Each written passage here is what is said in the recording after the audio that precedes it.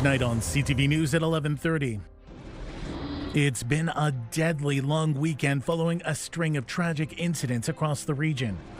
Plus, OPP say more than a dozen drivers were taken off the road over 3 days. Every long weekend, every time there's the traffic volumes increase, we constantly give the same message of don't drink and drive. Investigators say there are some that still aren't getting the message.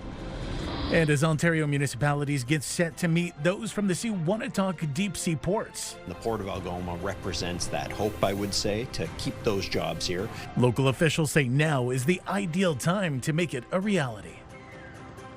CTV News at 11:30 with Ian Campbell and Rick Wyman with weather. Well, good evening. Thanks for staying up with us. It's been a tragic few days in Greater Sudbury, starting in Campbell, where an 11-year-old has died as a result of a crash involving an off-road vehicle. Around noon yesterday, emergency crews were called to an unnamed road 5 kilometers north of Portaloss Road. 2 people were riding in a side-by-side when the driver lost control. The child was ejected from the vehicle. The youth airlifted to hospital where they later died. And a swimmer who was struck by a boat on Friday in Sudbury has died of her injuries. CTV's Angela Gemmell reports.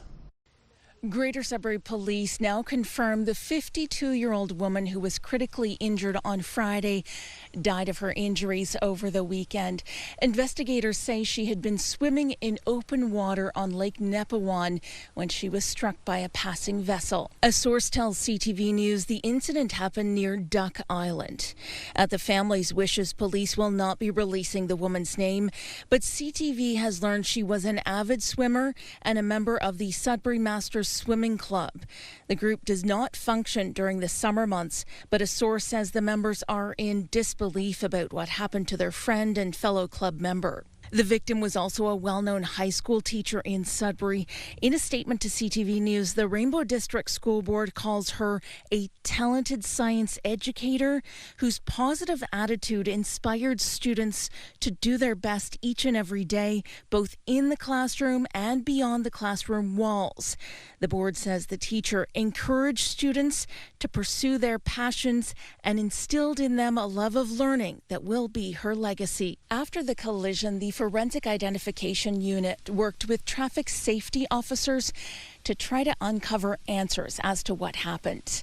Investigators also used aerial imaging over where the incident happened on the water. There's no word yet on whether charges will be laid, but police say the investigation is ongoing. Angela Gemmell, CTV News, Sudbury. A major drug bust in Attawapiskat netted Anishinaabe Police Service more than $42,000 in cash and illegal drugs. Police say they searched a home in Attawapiskat Friday after an ongoing investigation into drug trafficking in the community. They've arrested 2 people and seized fentanyl, methamphetamines, oxycodone, and cash. A 35-year-old and 30-year-old are facing several charges. A 25-year-old North Bay man is facing assault charges following 2 violent altercations at a retail store. Police say on Sunday a man approached the Lucky 13 convenience store on McEwen Avenue and confronted 2 employees outside. The man is accused of assaulting one of the workers and then fleeing the scene. Police say he returned later in the day and was denied entry. The man became agitated and was later arrested. A 30-year-old was arrested in Wawa after an argument got physical. OPP say on July 27th, they were called to an assault on Ontario Street in Wawa after a man was accused of pointing a gun at another person. The suspect is facing several drug and weapons-related charges. The long weekend in Muskoka was anything but quiet after reports of gunfire, arson, and 3 bodies that were found on a rural property near Bracebridge. And now a 29-year-old murder suspect is on the run. CTV's Luke Simard tonight has the latest. A quiet rural road just north of Bracebridge is the scene of a murder after 3 bodies were discovered on a property north of the town. Once officers arrived, they found 1 deceased outside the residence, and the house was fully engulfed in flames. That discovery made Friday evening after a call to police reporting gunshots. The suspect nowhere to be found as OPP initiated a massive search. A shelter in place was put into effect, warning residents to stay home and be alert. The man police suspect in the violent crime remains on the loose. Now we have a suspect. His name is Mitchell Gray, 29 of Bracebridge, and he's currently wanted for murder. Police describe Gray as a white male, 5'8", with light brown hair and facial hair. That shelter in place lifted early Saturday morning, but another discovery later that day as investigators find 2 more bodies inside the burned-out home. 2 additional deceased were found inside the residence. Identities are pending the post-mortem investigation. OPP confirming that the suspect and deceased were known to each other, but have not said if they are related or what that connection is. With eyes of the region and beyond squarely on the quiet cottage country town, it's Mayor Rick Maloney speaking out in a statement to CTV News, saying we appreciate the efforts of all our emergency services who responded to this tragic incident, especially our OPP. Our hearts and thoughts are with the family of the victims. The OPP say the investigation is still developing, but there is no threat to public safety. The OPP have not shared what information they have that leads them to believe that. We are still actively searching for him. He is outstanding, so that's why we're asking for anybody who knows about his whereabouts to contact police or Crime Stoppers. Police have said they haven't had direct contact with the suspect since Friday, August 1st. They're also saying that forensic autopsies could take days or weeks to determine the identities and cause of death of the victims. Until then, police are considering the suspect on the run. Luke Simard, CTV News, Barrie. 3 people were hospitalized with serious injuries after a crash in the Gravenhurst area. It happened on Muskoka Road 169 near Parker's Point Road at around 6:30 tonight. According to the OPP, 2 sedans were involved. 3 people suffered life-threatening injuries and one of them was airlifted to a Toronto hospital. The area remains closed as police continue to investigate. Over the long weekend, Provincial police were out looking for drivers who were distracted, not wearing seatbelts, speeding, or impaired by drugs or alcohol. More than 24 drivers were taken off the road. CTV's Eric Tashner reports. There's been a disturbing trend in impaired driving cases. OPP say 26 drivers in the Northeast were charged over the Civic Long Weekend. Pretty much every year, every long weekend, every time there's the traffic volumes increase, we constantly give the same message of don't drink and drive. This after an extremely busy July for OPP in the Almaguin Highlands Detachment. Officers charged 6 individuals with impaired driving following a series of separate incidents. Police in North Bay also arrested 12 drivers with impaired driving offenses that same month, including a person driving a dirt bike. We're still, as you can see from the stats, still getting a lot of impaired driving. We would love to see this number at 0. The good news, OPP say, is that as of Tuesday in the Northeast region, no one has died in collisions involving drivers suspected to be under the influence of drugs or alcohol. But that doesn't excuse the poor driving choice. The message from OPP, with 4 weeks left until school and summer still in full swing, they will remain on the highways patrolling the busy roads. The same applies, not operating boats or ATVs or any motorized vehicles impaired. Doesn't matter where, if it's over the highway, roadways, or trailways. Impaired driving is the same. Eric Tashner, CTV News, North Bay. A Cochrane resident is facing multiple charges after a pair of traffic stops. The driver was first pulled over a week ago on 6th Avenue in a pickup truck for impaired driving. The 26-year-old driver received a 3-day license suspension for blowing over the limit. The next morning, police stopped a motorcyclist on 3rd Avenue for speeding and excessive noise, only to find this same 26-year-old. A commercial transport driver from Surrey, British Columbia has been charged with stunt driving in Campus casing. OPP say a transport was doing 104 kilometers an hour on Government Road, which has a 60-kilometer-an-hour limit. The tractor portion of the vehicle has been impounded for 14 days, and the 32-year-old driver's license has been suspended for 30 days. They'll be in court next in September. 3 American fishermen will have to pay fines for illegal fishing in Northern Ontario 2 years ago. The 3 anglers pled guilty to the charges that stem from a joint Michigan and Ontario conservation efforts in August of 2023. The men were accused of catching and retaining undersized brook trout from Lake Nipigon. Each man has been issued a different fine. We have more on this on our website at CTVNewsNorthernOntario.ca.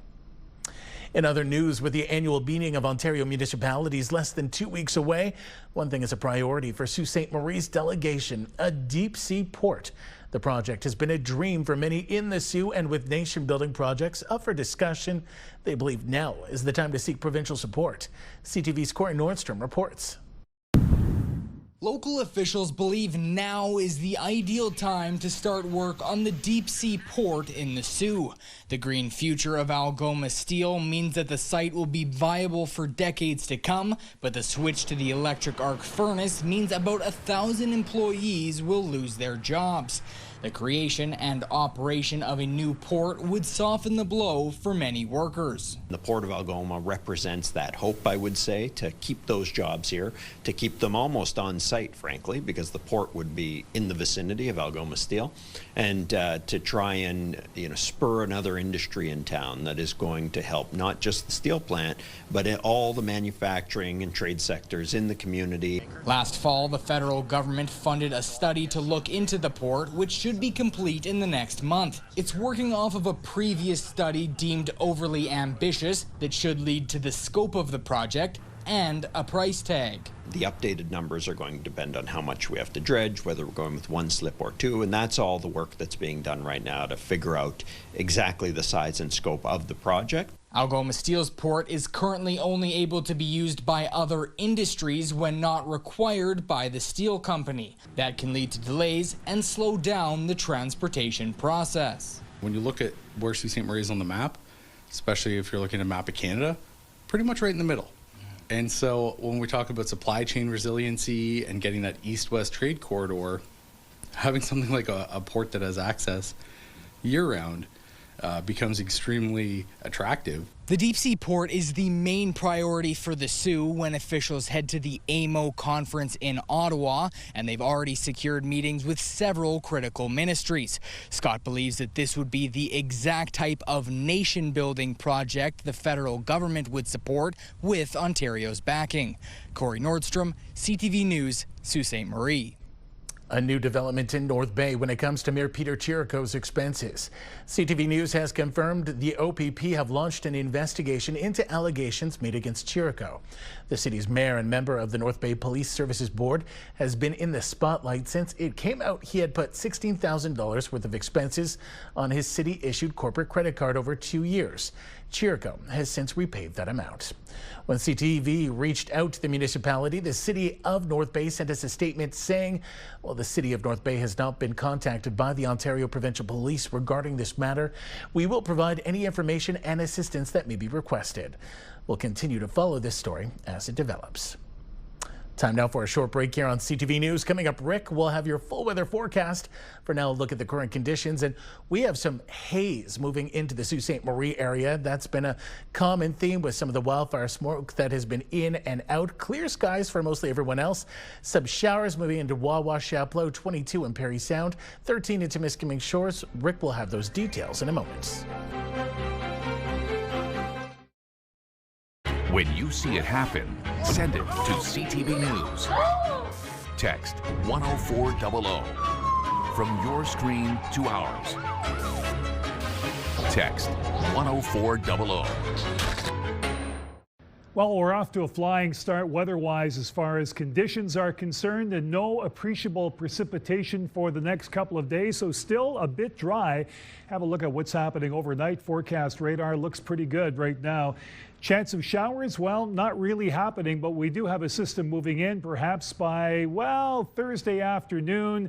This is what it's going to look like by Thursday at supper time, so then we've got to wait a couple of days. Some of those 7-day numbers, here we go. Humidex of 32 tomorrow in Sudbury Nickel Belt, sun and cloud Thursday. Chance of showers for 1, 2, 3, 4 consecutive days. Some of those temperatures 26 and 29 degrees, so a big difference in the forecast from last week. In the Soo, your Humidex reading of 34 tomorrow. That again, just like Sudbury, and a big difference in the forecast from last week. We've got no less than, well, 5 consecutive days of sun and cloud, chance of showers, and a variation in temperatures as well. Timmins, Cochrane, Kapuskasing, Humidex reading of 30, then chance of showers Thursday, Friday, Saturday, Sunday, Monday, continuing with above normal temperatures. We go from 26, 27, 29, dropping down to 23 by next Monday. Meanwhile, in Timiskaming Shores and Kirkland Lake, Humidex reading of 31 for tomorrow. Then some sun and cloud, a bit of a break Then Friday, Saturday, Sunday, and Monday, here we go. Chance of showers, 26, 29, 28, and 25 degrees. Normally, we should be sitting at around 24 and 25. And earlier on CTV News, we had a story about temperatures pretty well seasonal and right on the mark in terms of what we could expect for this summer. Let's hope that trend will continue in the month of August. But again, just slightly above normal later on in the week. And a look now at North Bay, West Nipissing, humidex of 32 for tomorrow, 26, sun and cloud on Thursday, Friday, Saturday, Sunday, and Monday. Here we go with the chance of showers, and take a look at these temperatures. We go from 26 to 29, 27, 25. So warming up, then cooling down just a bit, then 26 on Tuesday, just a couple of degrees above normal. That's pretty well the story that we've got for you over the course of the next couple of days. Ian Campbell, I know you're gearing up for some time off. You better hope it clears up. Back to you on the desk. I will hold you responsible if it doesn't. Thanks so much, Rick. Well, as he was alluding to, this summer in the Northeast has been on par with seasonal conditions. Environment Canada says temperatures were exactly where they should be, with the exception of the James Bay coast, where it was slightly cooler. When it comes to rain, areas near Lake Superior saw more than the rest of the region. Normal for this time of the year is a low of 20 degrees Celsius with about 80 millimeters of rain. Overall, our summer has been close to what was predicted. There wasn't really a clear signal whether it would be above, below, or near normal for precipitation. So we have been kind of verifying with that forecast where overall temperatures have been slightly above normal when June and July are combined. And for precipitation, there has been that same dividing line between the northern portion and the southern portion, where some areas are below normal, some areas are above. Environment Canada predicts above normal temps for August. Many parts of Canada are experiencing poor air quality again today, including the Northeast region. Wildfire smoke from other parts of the country has been drifting east. I can taste a little bit, but it's not as bad as I thought it would be. It's very heavy, you know, that me say here, but Monique is acceptable. Toronto at one point this morning was amongst the top 10 most polluted cities in the world. Air quality warnings have been issued for parts of Saskatchewan, Manitoba, Northwest Territories, Nunavut, and Northern Ontario. Well, people can now begin to book their appointments for pets, spaying and neutering at the Ontario SPCA Sudbury Regional Veterinary Clinic starting in September. The clinic will have some new helpers. CTV's Madison Merrier has more. Collage Boreal announced a change to the collaboration between them and the SPCA that will now see students able to assist with the spay and neuters at the charity's veterinary clinic. So this is very meaningful for us as veterinary technicians in the industry, because we strive to really provide access to veterinary medicine for people of the community. And this also helps kind of spread that passion to the students as well. So they're really working alongside the professionals and the teaching faculty, and we get to share this excitement with the students, and it's a little contagious. With collaboration, I'm excited to be able to offer to the students here at College Boreal the opportunity to get some experience in a clinic setting, and then being able to contribute to a charitable organization in terms of their learnings, and then to be able to kind of move that and fulfill that into the community as well. Lumbas says the goal of the spay and neutering clinic is to make these procedures more accessible to pet owners. As for the students, McFadden Houle says they are very excited for this chapter in their education, as the hands-on experience will help prepare them for their future careers. So our hope is to be able to offer veterinary services to people who may not have access, whether it's because of cost or lack of having veterinary clinics here in the city or on the outskirts of the northern communities.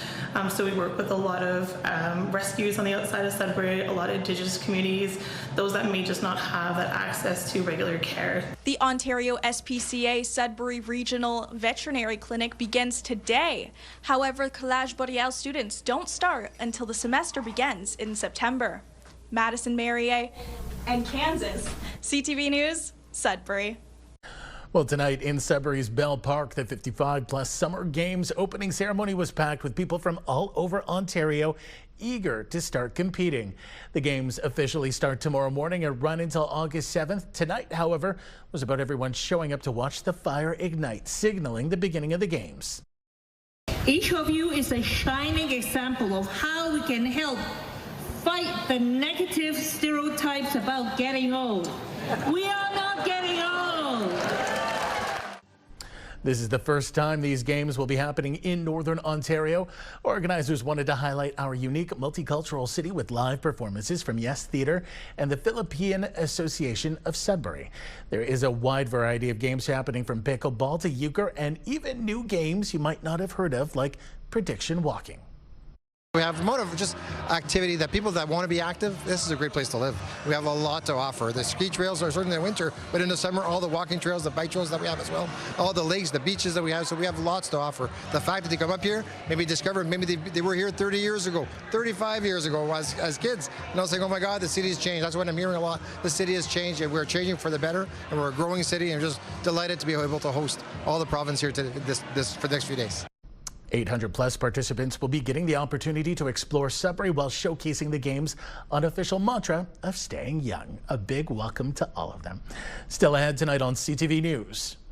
Ottawa residents stopped to remember those lives lost nearly 200 years ago to build the Rideau Canal.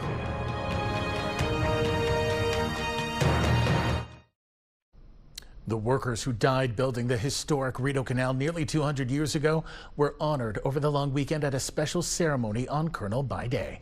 CTV's Camille Wilson reports. Tom Flood gets emotional when Colonel By Day comes around. I come here every year to recognize and appreciate the work my two great-great-grandfathers did when they came to Canada in 1826 to help build this canal. People gathering Monday afternoon at the Celtic Cross Monument near the Rideau Canal to pay tribute to the estimated 1,000 workers that lost their lives building the Rideau Canal between 1826 and 1832. This is a deep connection because of the awareness of how courageous it was for the Irish to leave everything and literally come across in the whole of a ship. Prayers, speeches, tributes, and a moment of silence shared.